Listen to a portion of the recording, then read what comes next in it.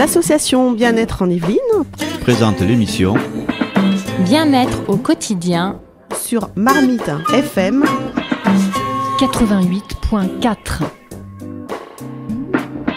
Bonjour et bienvenue dans votre émission Bien-être au quotidien. Chaque semaine, l'émission dédiée au bien-être animée par les adhérents de Bien-être en Yvelines vous présente leurs techniques professionnelles pour favoriser votre bien-être au quotidien. Bien-être en Yvelines est né en 2014 et regroupe aujourd'hui des praticiens et consultants bien-être des Yvelines, mais pas que. Car depuis 2017, nous accueillons également les praticiens qui se trouvent à 30 km autour des Yvelines. Elle a toujours pour vocation de promouvoir le bien-être et de communiquer toute information dans ce sens. Si vous vous sentez fatigué, déprimé, stressé et que vous recherchez des solutions durables pour vous sentir mieux au quotidien, cette émission est faite pour vous. Bonjour à tous, bienvenue à Bien-être au quotidien. Je m'appelle Hélène Vadel, je suis magnétiseur. Je vais vous présenter aujourd'hui le magnétisme. Le magnétisme représente un ensemble de phénomènes physiques dans lesquels les objets exercent des forces attractives ou répulsives sur d'autres matériaux. Nous sommes tous confrontés au magnétisme de manière permanente, puisque la Terre elle-même est magnétique. Chacun d'entre nous a un jour manipulé une boussole ou un aimant et pu constater les effets du magnétisme. Je vais vous parler ici du magnétisme humain et plus largement du magnétisme sur le vivant. Cela englobe par exemple les animaux, les végétaux et même l'eau. Mais avant, un peu d'histoire. Le magnétisme aurait déjà plus de 5000 ans d'existence. C'était la plupart du temps, avec les plantes, la méthode universelle et la seule médecine connue. Elle se retrouve dans la plus haute antiquité. Le pharaon lui-même se faisait projeter du fluide Sa, le nom du magnétisme, auquel les Égyptiens attribuaient 3 vertus essentielles: la vie, la santé, la force. Pose ta main sur la douleur et que la douleur s'en aille, conseillait un papyrus de l'époque. De même, chez les Grecs et les Romains, on place en haute estime ceux qui ont la main guérisseuse. Au Moyen-Âge, on pratique le magnétisme. Clovis, puis des rois de France, Philippe le Bel, François Ier, Henri IV qui soignait les écrouelles, une maladie d'origine tuberculose de l'époque, et des rois d'Angleterre auraient eu le don de magnétisme et soignaient des sujets. Au XVIe siècle serait apparue la formule « Le roi te touche, Dieu te guérit ».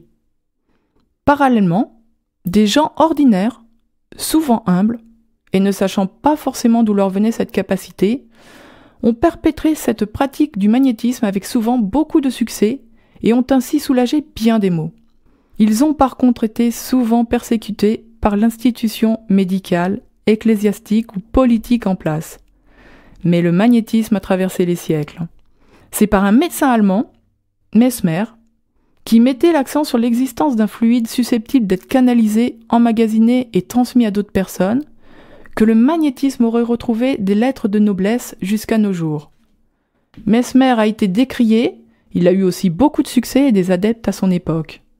Charles Deslon, Nicolas Bergas, Guillaume Kornmann, le marquis de Lafayette, qui exportera ses idées aux États-Unis, et d'autres encore qui diffuseront ses connaissances en Europe, notamment en Prusse, en Russie et en Angleterre. Ses disciples, parmi lesquels les plus actifs, Armand Marie de Chastenay de Puységur, Joseph-Philippe François Deleuze, Charles Lafontaine, Alphonse Teste, Louis-Claude de Saint-Martin, propageront beaucoup ces idées, combattues par des opposants bien sûr, et divisées par la suite également en divers courants par James Braid ou Ambroise-Auguste Liébaud notamment.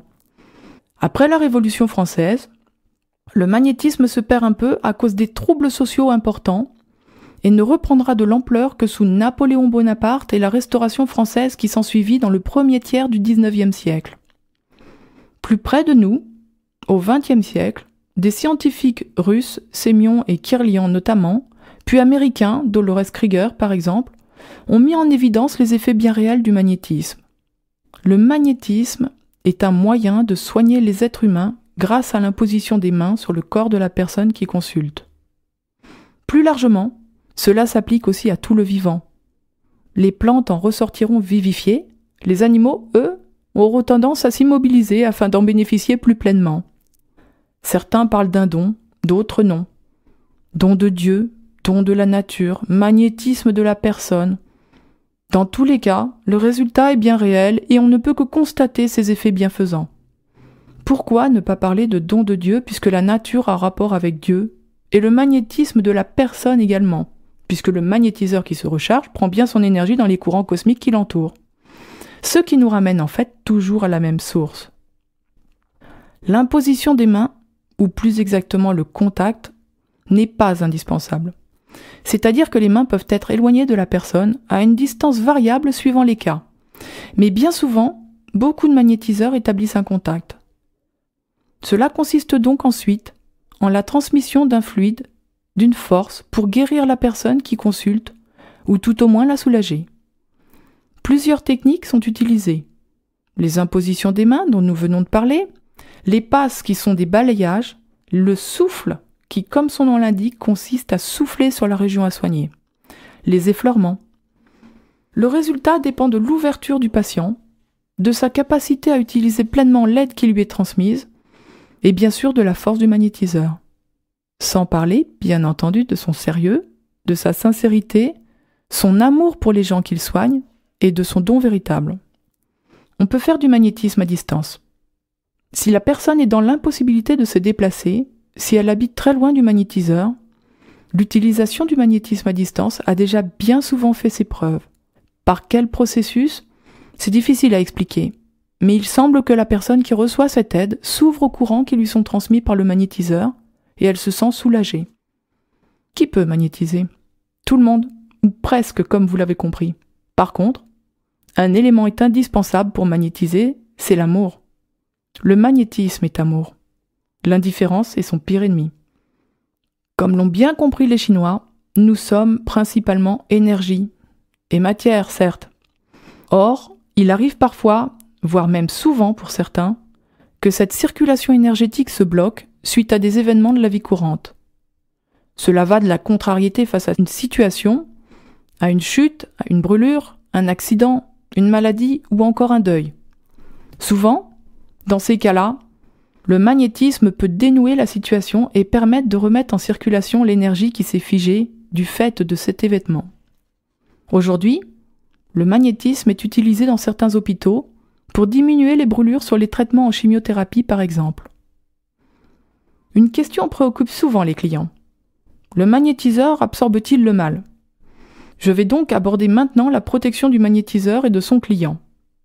Il est primordial pour les deux que ce point-là soit maîtrisé.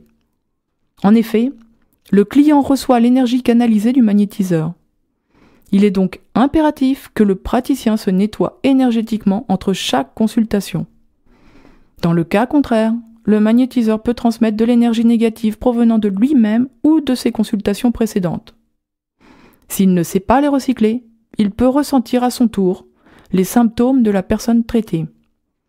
Aujourd'hui, les magnétiseurs sont très conscients de cet état de choses et y font particulièrement attention. Il existe également une éthique à respecter. Le magnétiseur ne s'occupe que des gens qui lui en ont fait la demande. Il n'a pas le droit de traiter quelqu'un qui ne lui a pas donné son autorisation, quel que soit son état. Une séance, 10 séances, impossible à dire, c'est suivant les cas. Mais d'une manière générale, il faut garder à l'esprit qu'une perturbation installée depuis longtemps mettra plus de temps à se réguler qu'un mal récent. Dans tous les cas, le magnétisme ne peut faire que du bien. Il soulage toujours, guérit souvent, parfois même après l'échec des autres méthodes. C'était Hélène Vadel, magnétiseur. Si vous voulez en savoir plus sur le magnétisme, n'hésitez pas à me contacter sur le site de Bien-être en Yvelines. Je répondrai volontiers à vos questions. Je vous souhaite une très bonne journée. Au revoir. Retrouvez toutes nos émissions Bien-être au quotidien sur notre site Bien-être en Yvelines www.bien-être-en-yvelines.fr et sur le blog de Marmite FM. Merci et à la semaine prochaine. Bien-être au quotidien sur Marmite FM 88.4.